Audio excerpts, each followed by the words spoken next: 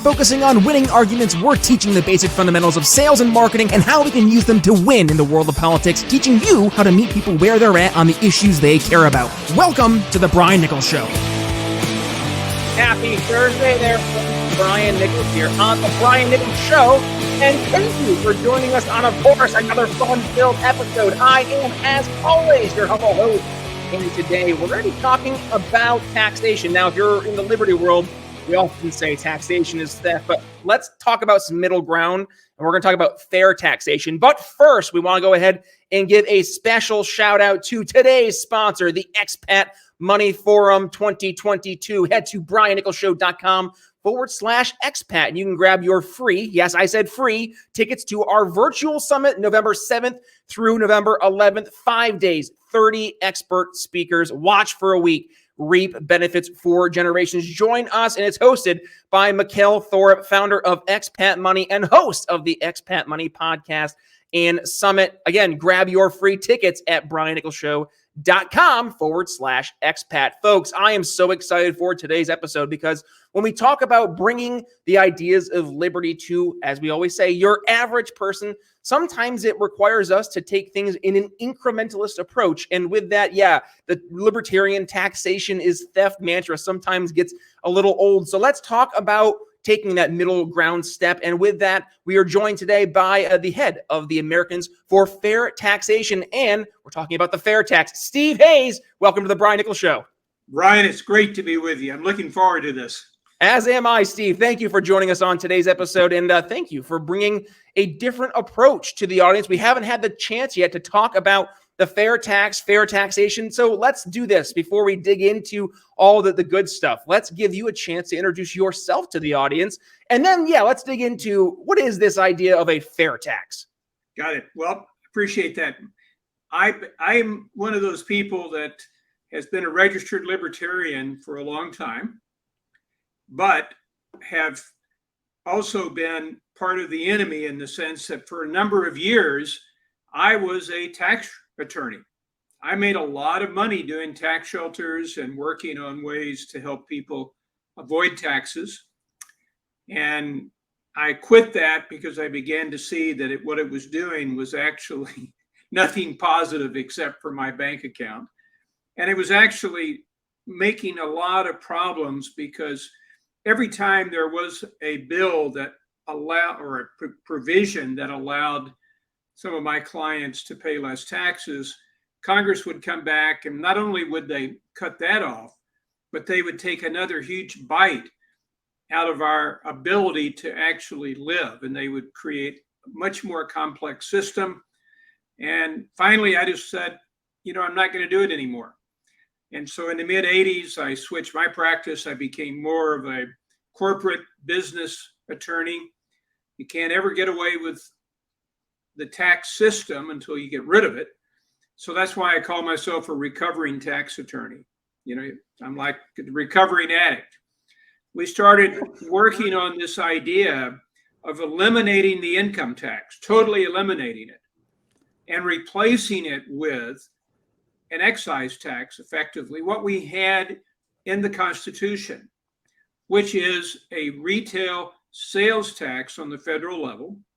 It would be on new goods and purchases, and emphasize new, not used, but new goods and purchases, and retail services. If you go get your haircut, if you're a lady and you get a manicure, those are retail. Those are going to be subject to the fair tax. The fair tax rate is 23%. The idea is that what you're going to do is get your entire paycheck, because we fund the government differently. We don't fund it with an income tax and the payroll taxes like now. We fund it by giving you all of your money so that you're in charge of how much tax you pay. And then as you go out and you buy things, if you go to Walmart and you spend $100, you're going to pay the fair tax. If you go out to a garage sale, and for my grandkids, my daughter laughs at me if I buy them when they're young, new goods of any kind, toys. But if I buy them used, I don't pay the fair tax because we only tax things once. So we're talking about a shift, radical shift in the way that we tax Americans. And we're also talking about a huge transfer of power away from DC back to you and I, because we really can determine it. A lot of people say, well, sales taxes are very regressive, meaning they actually penalize the lower income people who have to spend all of their money on certain basics. So what we have done is we've created a system called a prebate. It's a tax credit. But effectively what happens is that a family of four can go out and spend $34,000 on new goods and retail services and not pay the fair tax. Now, that's for every family of four. We're not saying you've got to make 50 grand or less, or you've got none of that. All that's out the door. You fill out your form every year. How many people in your family? How many people have valid Social Security numbers? Because they're the ones that you get the exemption. If you've got people with you who do not have valid Social Security numbers, they don't count. So the amount of your tax savings will go down. But instead of having under the present system, they take your money away before you get it, unless you're self-employed. And then you have to claw it back, if possible, by making investments and doing things that the federal government bureaucrats approve of. What happens now is that even if you have a $34,000 income for a family of four, they're not going to pay any income tax, not with all the credits and all. Well, what are they going to pay? They're going to pay the 7.65% self-employment, Social Security and Medicare tax. Doesn't matter what the size of the family, what their earnings are. They're going to pay it. Plus, when you look at the fact that everybody in this business world, and you get a lot of people on your show that are in business, every one of them will tell you that they have to include the cost of the income tax, the cost of the payroll tax, and the cost of preparing and collecting that and filing tax returns in the price of what they sell. And it will run somewhere between 10, 12% inflation of a price just because of the buried income tax and corporate tax and Social Security, all the way up to 20, 25% in some cases, if you've got a lot of steps in the production and a lot of labor intensive. So we're talking about a system gives you the freedom to decide. It gives you an ability to spend money, and you can buy new goods and services up to $34,000 for a family of four. But if you decide not to, you buy used goods mostly. You buy food, obviously, which is new, but you buy mostly used goods. You're only going to pay that fair tax on the portion of the new goods that you buy and the new services. So we really empower people. And Brian, and I think before we started, I told you that Harry Brown, who was, in my mind, just an incredible man and a libertarian who ran for president, and he was very, very good at articulating some basic principles.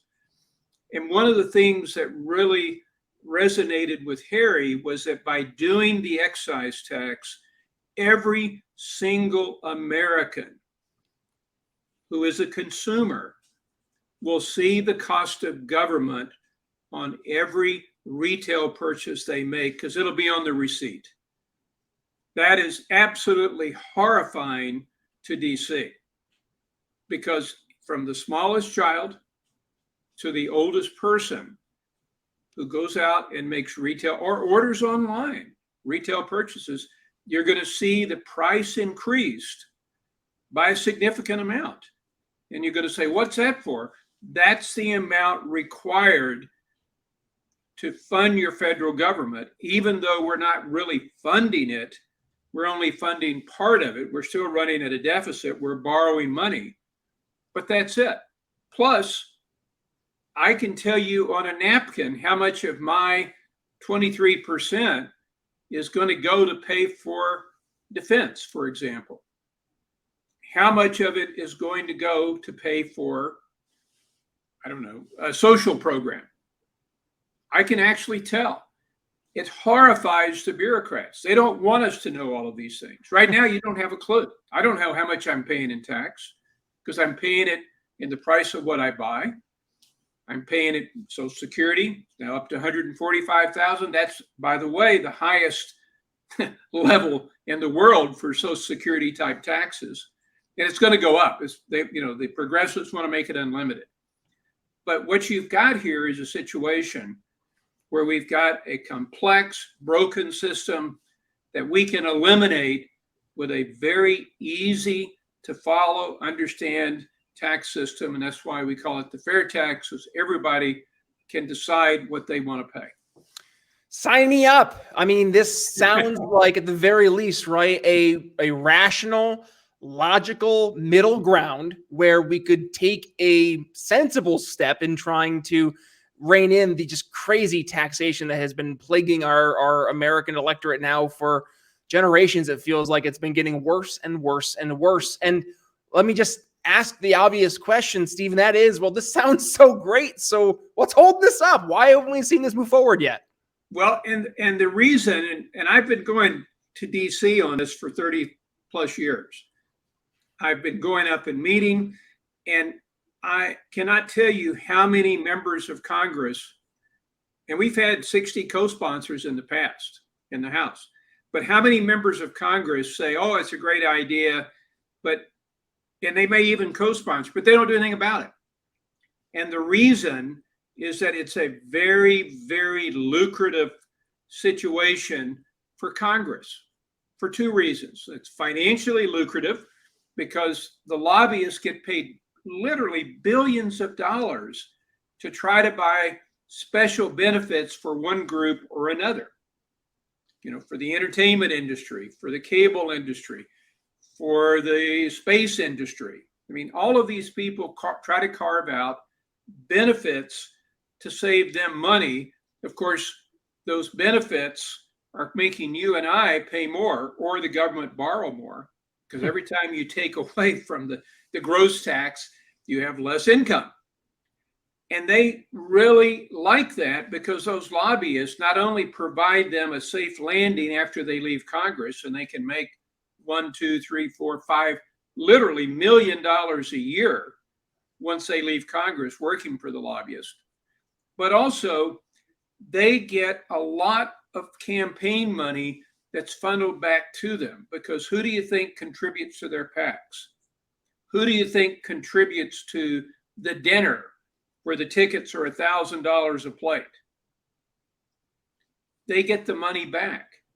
And then the other part of this that makes it very, very difficult, besides all of the people that make money off the system, is that look at the amount of control that these people would lose. Because right now, they can say, Brian, we're going to change the way that people who do podcasts can deduct things. We're going to decide it's no longer business, that it's all after tax. In other words, you're going to get whatever income you get, you pay all the taxes, but you can't take anything as a deduction. Now, how likely is that? Probably not likely in the same way, but it's something they can do. So whenever you see groups, just like those conservative groups that tried to get approved in the Lois Lerner days for an exemption, you remember that? That got turned down and delayed past the election, so Obama had no problem getting reelected. All of those people are basically no longer subject to Congress. What a concept. What a concept. We have all of our control back. Congress, if they want to punish you, Brian, if they want to make it difficult on you, and they're going to say your expenses are, your sales tax is not 23, it's 30%. They got to show it to everybody. All right. And then the game is up. then the game is up because people realize, well, wait a minute, why are they picking on Brian? Why? I'm not using you as an example, but you're a podcaster.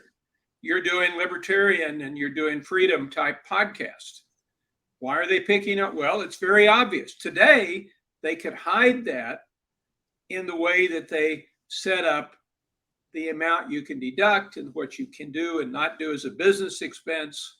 I mean, it's just an incredible club they have, not to mention having the IRS come and audit you. Not to mention all of those things because, and they're trying to get more data. You saw that whole attempt they made. They buried it in page 85 of the 86-page program. But they're trying to get the financial institutions, all of them, to report the transactions in and out of all of our bank accounts. So they'll know exactly how much money you're getting. Yeah, well, they did it with PayPal, which I remember if I shared this on Facebook last year, you got hit with a missing context, fake news, whatever the Facebook warning is. And it was that the IRS was going to be looking at any transaction over $600 if it was in PayPal or Venmo. And that was fake news. And yet here we are today. And I just got notification from my PayPal that I had to put my notifications in order to get my payments through with the IRS. And it's like, what? I thought that was fake news. I didn't think that was real, Steve. No, it's all real. And here's the thing. They had the actual, and the commissioner, you got to cut them some slack because Congress is giving them an impossible job. This is really an impossible job for anybody at the IRS. And that is trying to understand and collect under the present income tax system what's owed. That's why they're admitting over $1 trillion of income tax and payroll tax that should have been paid being evaded. Over $1 trillion. They're admitting that. And they're saying, look, you want us to get and collect this money, you've got to give us more power. We have to know how we can catch these people. So we need to look at their bank accounts. We need to get these special K1s you're talking about on all the Venmo and PayPal and all those payments because people are doing that and avoiding paying tax on it. Now, they're also doing it when they send their grandchild a Christmas present, right? A check, money. But if it's over $600, and hopefully he gets that much more, it's going to be showing up as income. And he's going to have to say why he got the $600, show it's a gift. And if you've ever dealt with an IRS computer, you have a really good idea of what that's going to be like. And so that's the system. That's the problem they've got is they've got an impossibly complex and actually corrupt system that they're being asked to enforce, and they're really not able to do it. And it's one of the reasons why we're going to go to a different form of taxation because the present system is literally collapsing. And I mean, it sounds like the answer to that is just to abolish the IRS, but that's a different podcast for a different day, Steve. But I think, go ahead. Sorry. No, but what our program does is abolish the IRS because it's collected by the states who already collect the state sales tax. And because 92% of the retail transactions are now conducted through about 8% of the merchants, and it's going down, it becomes very, very difficult to evade. That's why California, with 50 billion, I think it was 3 years ago, they did a study, 50 billion of state sales tax, they calculated they may have a 2% evasion. Now on their franchise tax, which is the income tax, is probably, between 10 and 15%. Okay. But on the state sales tax, it's very, very difficult because in order to get high evasion, you're going to have the other 92% basically say, we're not going to pay anything. Right. That's not going to happen. No. And so what you have is a much more collectible system, simple. you don't have to file unless you're doing a retail service, retail goods. You don't have to file a tax return. You pay your taxes when you go to the store. If you decide not to go to the store, you grow your food, guess what? No There's tax. no tax. Under the present system, if you grow your food, guess what? You still got to pay the tax because it's an income-based tax, payroll tax and the income tax. So we eliminate all of that. We put Brian back driving the car as opposed to in the back seat or maybe in the trunk. It's the way a lot of us feel. And you're now driving the car, and you can decide if you want to drive it over here to this car dealer and buy a new car, in which case you're going to pay the fair tax on new goods. Or, nope, I'm not going to buy a new car. I'm going to buy a used car. You don't pay the fair tax. So it's basically a system that I can't think of any, and that's why the founders put it in. So the way they were going to collect tax. And we've had excise tax. We had our first revolt over the whiskey excise tax, right? And so what we've got is a system that is self-policing. We've got a system that eliminates the IRS. It eliminates, again, 90+% of taxpayers filing a return. And the ones that do are simply filing in 46 of the states, including District of Columbia, they're filing a similar return that they do for the state tax. So let's talk about when they go in and make a purchase, they charge the state tax, and they hit another button, and it calculates the federal. Well, let's talk about the wins then, because I know we're already getting hard pressed of time here, and I want to make sure we have enough time to focus on where we're heading. And this is the exciting part, because we are seeing that despite this being, pardon the phrasing, a libertarian wet dream, this is in fact actually happening, and we're seeing more and more states not just start to take another look at the way they tax, but in many cases starting to overtly eliminate the income tax entirely. Steve, can you address that really quick? Really quick. We've got 3 states, Nebraska, Alabama, and Georgia, which have bills introduced, which will, in fact, eliminate their state income tax. It'll go to a fair tax system at the state level. They'll have a prebate for regressivity issues, and it will eliminate that. We've got a state like Texas, which is actually doing a study of how they can implement an increase in their sales tax. They're going to need to put in some type of a prebate to make it fair. That would bring down or maybe even eliminate their property tax. Nebraska's intention, Brian, is that they will not only eliminate the income tax, but they'll eliminate, if not all, 80 to 90% of their property tax that's being paid. So there's a lot of attention. It's not just being driven because you've got legislature that are thinking, oh, what's good for the people? No, I don't know that that's true. But what it's being driven by is competition with the surrounding states where all the people are moving and where all the business is going, because they are much more pro-business. The states like Tennessee have incredible boom when they got rid of their income tax. States like Texas and Florida, incredible booms regardless of COVID. We've got more people moving to Florida now from the north that people in Florida are afraid they're going to change the red to a pink, state because of their maybe bringing some of these ideas down. So we do have an opportunity. If your listeners are more interested, I'm sorry about running out of time here, but we can go to fairtax.org and you can get more information about our plan. We would love for you to sign up. You can contribute $5, $10, $1,000, whatever you want to do. But we're all volunteers, but we do need some money to keep this going.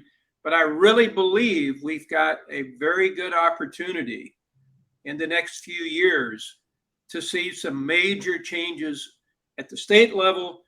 And that's going to make it almost impossible for Congress to avoid looking at the scam they've been running and having it exposed and justify it when they've got all of these other alternatives that are much better that are being demonstrated at the state level. And Steve, and I know I'm already saying we're hard pressed for time, but very, very, very quick.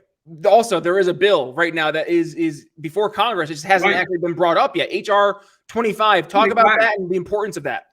Well, it's very important because since 1998, we've had a bill in Congress that has been HR 25.